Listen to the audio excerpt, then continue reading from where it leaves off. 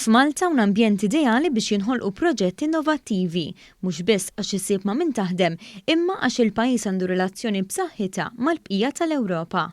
Hekk qalilna Dr. Manuele Biazzo, direttur ta' kumpanija fil-qasam ta' riċerka u l-innovazzjoni li twaqfet sena ilu f'pajjiżna. Malta is a very nice environment to establish something innovative because you will find the right partners, and in particular is also good for collaboration in Europe. Din il-kumpanija tirriċerka l-mikrobi fil-ġisem biex toħroġ b'soluzzjonijiet li għajnu li tobba fil-kura li jagħtu lil pazjenti għal diversi mart, fosthom il-COVID-19. Fil-fatt, id-direttur spjega li 12 il-riċerkatur li jaħdmu mal-kumpanija qegħdin jistudjaw ukoll il-vaċċin u kif il-ġisem jirreaġixxi għat-tilqima. Fl-istess waqt għaddejn ukoll studji biex ikun magħruf għaliex ikun hawn min ikollu sintomi tal-COVID-19 u min le.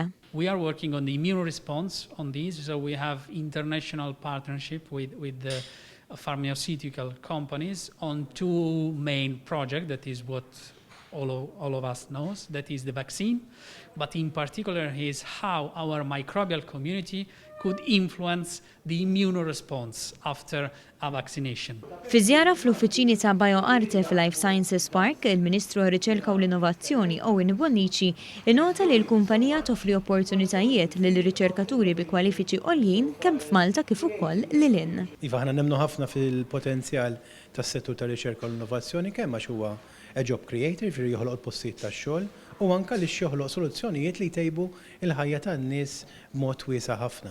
Pereżempju llum il-kumpanija li ġejna nżuru BioArte ħolqot soluzzjoni innovazzjoni li biha tistudja l-mikrobi li hemm fil-ġisem biex tgħin lit-tobba fil-kura li jagħtu lill-pazjenti tagħhom firxa sħiħa ta' mart inkluż il-COVID-19. Fil-pjanijiet futuri tal-kumpanija hemm dak li tkompli tikber u timpjega aktar nies biex tissokta bir-riċerka għal aktar soluzzjonijiet li jtejbu l-ħajja tan-nies.